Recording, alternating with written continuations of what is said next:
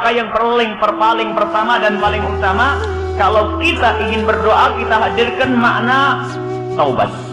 Kita memohon kepada Allah Subhanahu wa Ta'ala agar Allah mengampuni dosa-dosa kita.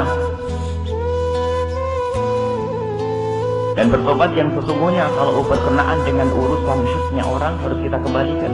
Ini pembahasan sendiri tentang tobat. Kalau syaratnya tobat, kalau dengan Allah mah gampang, menyesali dosa, meninggalkan pekerjaan, janji untuk tidak mengulangi sambil menangis, dosa segede apapun, beristighfar kepada Allah Subhanahu wa Ta'ala, minta ampun kepada Allah, menyesal, menangis di tengah malam. Ini urusan dengan Allah Subhanahu wa Ta'ala. Tapi kalau sudah urusan dengan manusia, harus dikembalikan itu. Ini pembahasan sendiri yang panjang lebar ya, hanya barangkali cara bertobat perlu disinggung di sini karena ini ada berkenaan dengan sah dan tidaknya di dalam berdoa. Minta kepada Allah. Kalau dosa kepada Allah jangan ceritakan kepada manusia, cukuplah kita kembali kepada Allah. Mabuk, zina, muqaddimah zina, dosa-dosa kepada Allah, segera kembali kepada Allah, karena itu yang menghalangi doa kita dikabul. Caranya tobat, menangis di hadapan Allah, nggak usah cerita kepada siapapun, nggak usah minta cambuk karena negara kita tidak ada hukum cambuk, bukan negara Islam. Cukup menangis kepada Allah, jangan ceritakan kepada siapapun. Sebab kalau Anda bercerita, tanda dosa tidak diampuni. Rasa malu ditanamkan di dalam diri kita. Saya tidak akan mengulangi. Saya pernah mabuk, pernah zina, pernah ini. Ayo kembali kepada Allah. Selesai. Ini dosa dengan Allah malah lebih gampang. Cukup dengan titikan air mata di tengah malam, mengadu kepada Allah, aku kepleset ya Allah, aku tergelincir ya Allah, Allah akan mengampuni. Tapi dosa kepada manusia, ya Masya Allah, berat. Kalau ini berkenaan dengan harta, uang, harus kita kembalikan. Barangkali gunjingan, kita harus minta maaf. Nah ini berat kalau dengan manusia. Cuman ada cara bertobat ini, ada, Insya Allah akan kita bahas lagi secara panjang lebar, kita ulang. Di antaranya masalah bertobat ini penting. Mungkin singkat ya, kalau tobat sama manusia juga ada caranya loh ya. Bukan hanya sekedar tobat, kalau itu harta yang pernah kita curi dari orang kita kembalikan. Cuman cara mengembalikannya ada caranya. Mungkin kita pernah menggunjing orang, nah kita harus kalau menggunjing orang minta maaf. Cuman cara minta maafnya yang benar. Kalau salah cara tambah marah orang. Misalnya naudzubillah, kita mengambil duitnya seseorang. Dilihat, dia tahu tidak kalau duitnya kita ambil. Ini beda loh ya. Kalau dia tahu kalau duit yang kita ambil, ya kembalikan dengan terang-terangan di saat dia tahu. Pak, ini duit yang pernah aku curi dulu, aku mohon maaf. Tidak apa-apa. Tapi kalau orang itu tidak tahu kalau Anda yang mencurinya, Anda yang mencurinya, ya sudah Anda kirim aja dalam bentuk hadiah atau kirim ke rekening, dia nggak tahu. Sebab kalau Anda mengirimnya polos-polosan, Pak, ini duit kita yang pernah aku curi 4 tahun yang lalu. Kurang ajar, jadi kamu yang mencuri, jangan-jangan yang lain lah kan, kemana-mana nanti ya. Jadi kembalikan saja, yang penting jangan di tangan Anda. Kalau ada orang yang tahu, saksikan Pak, bahwasanya aku mengembalikan uang ini hasil curianku dulu. Ini aku pernah mencuri dia, aku tobat. Nah ini, kalau nggak ada orang lain tahu, sudah kembalikan saja. Jangan sampai justru nanti tambah diusuluoni, prasangkai buruk, hidup kita tambah tidak nyaman. Jadi bertobat sendiri ada aturan, ada caranya. Menggunjing orang pun begitu. Menggunjing dosa gede, hati-hati. Neraka, dosa besar menggunjing, lebih gede dari zina dikatakan. Karena kalau namanya zina, hina, busuk, hina. Tapi zina itu tempatnya terbatas, di kamar yang tertutup. Tapi kalau menggunjing, di mimbar bisa menggunjing ya. Di mana saja bisa menggunjing, usahanya gede. Digambarkan seperti makan daging busuk. Ini orang menggunjing lah. Kalau kita menggunjing seseorang, gimana tobatnya? Satu, sebut kebaikan orang tersebut di saat Anda, di tempat Anda menyebut kejelekannya. Yang pertama ya. Yang kedua harus meminta maaf. Kalau memang kita tahu, kalau memang orang itu tahu kalau kita menggunjing.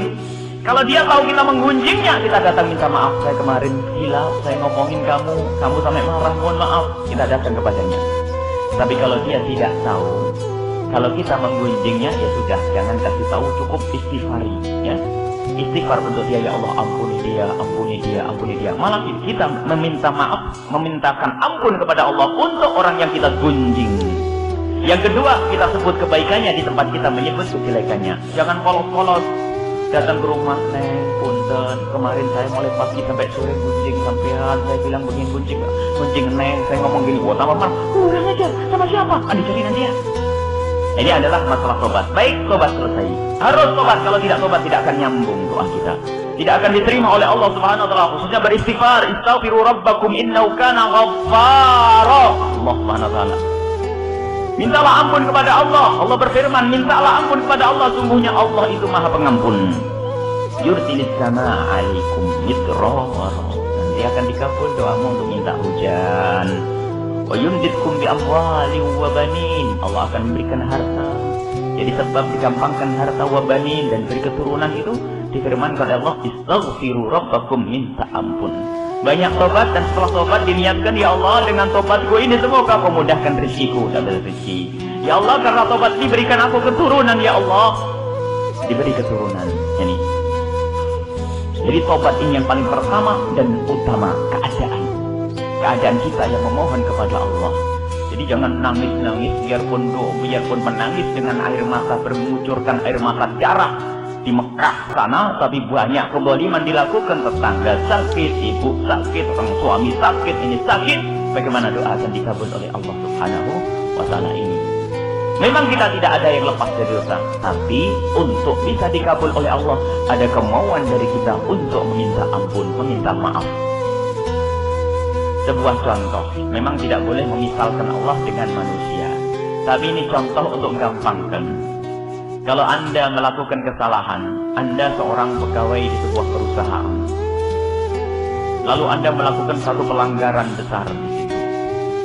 Tak taunya Anda punya hajat, punya perlu menghitankan anak Anda. Sudah punya kesalahan, tiba-tiba langsung datang ke atasan. Atau seorang anak punya salah kepada orang tuanya, tiba-tiba datang langsung minta duit. Kira-kira gimana? Tambah dipelototin, kurang ajar ini juga. Salah, minta duit. Mestinya apa? Minta maaf dulu. Jadi setelah minta maaf, dimaafkan, baru minta duit. Nah ini kepada manusia yang sepangkat dengan kita, adabnya seperti itu. Orang tua kita manusia, makhluk Allah. Nah kita juga makhluk. Nah itu pun adab kalau minta. Kita pengen minta maaf dulu. Bagaimana dengan Allah Subhanahu wa taala? Dahulukan taubat, istighfar. Maka perlu doa-doa kita didahului dengan istighfar, astaghfirullahaladzim. Istighfar yang benar ya, bukan istighfar yang perlu diistighfari. Istighfar yang hadir, istighfar hudur, istighfar khusyuk. Astaghfirullahaladzim, mataku jelalatan kemarin. Ya Allah, astaghfirullahaladzim, mulutku, astaghfirullahaladzim. Baru setelah itu mengangkat tangan, menengadahkan tangan, mohon kepada Allah. Ini yang harus hal keadaan kita. Kemudian yang kedua, biasakan dalam keadaan suci, punya wudu. Punya wudu. Dalam hadis yang sangat masyhur diriwayatkan oleh para muhadditsin dan dikatakan hadis ini sahih. Hadis yang diriwayatkan oleh Sayyidina Utsman ibn Hunayf. Seorang buta datang kepada Nabi Muhammad SAW. Ada an-nadhariran atan Nabiy sallallahu alaihi wasallam, ada seorang buta datang kepada Nabi Muhammad sallallahu alaihi wasallam. Faqala ud'ullaha ayyu'afiyani, mintakan kepada Allah doa, ya Allah, mohonkan kepada Allah, ya Allah, agar Allah menyembuhkan mataku.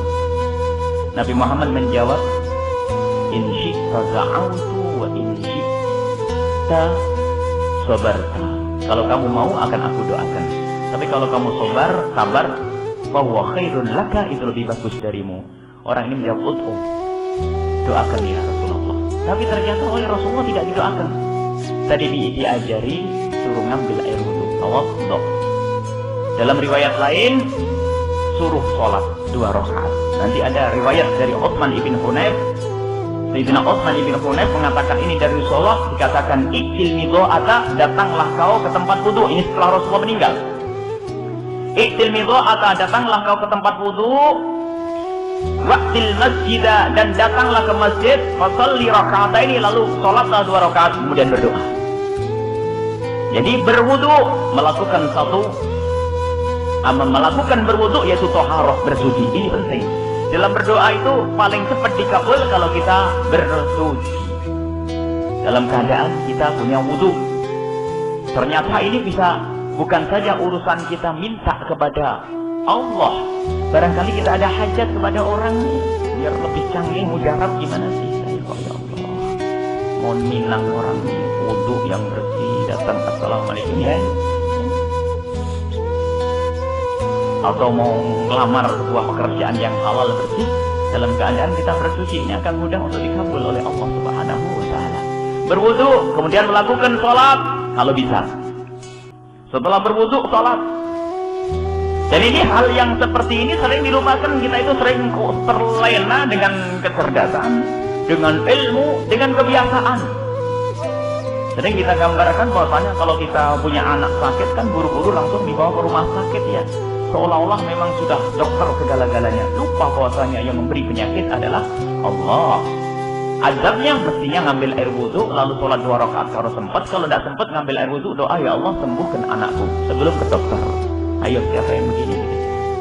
Dokter dulu bingung, telepon sana, telepon sini. Kurang iman. Sementara harus didahulukan. Mau kerja dulu, ayo cepat pagi-pagi. Kalau terlambat nanti nggak bisa jualan nanti. Nah, urusannya urusan nih, strategi akal. Cobalah dahulukan sebelum bekerja mengambil air wudhu, lalu melakukan sholat dan berdoa. Oh hebat tuh. Makanya mengantungnya kepada Allah, memohonnya kepada Allah. Termasuk Anda mau melakukan apa saja, dahulukan dengan cara semacam ini. Atau sering kita dengar ini namanya sholat hajat, itu ya. Sholat hajat itu sholat yang membantu permohonan hajat kita, doa kita. Wudhu lalu melakukan sholat namanya sholat hajat. Sholat untuk dikabulkan doa kita, hajat kita. Baru nanti melamar pekerjaan, melamar anaknya Pak Haji itu siapa? Ini adalah dengan bersih, meminta nih, jangan asal saja. Strategi zahir perlu, akan tapi batin ini lebih penting. Strategi zahir itu apa? Adabnya yang bagus, salamnya yang bagus ya. Maka tetapi batinnya ini strategi batin, yaitu dengan bersuci lalu melakukan sholat memohon kepada Allah Subhanahu wa Ta'ala. Itu yang ketiga ya, wudhu. Yang kedua, yang ketiga adalah sholat.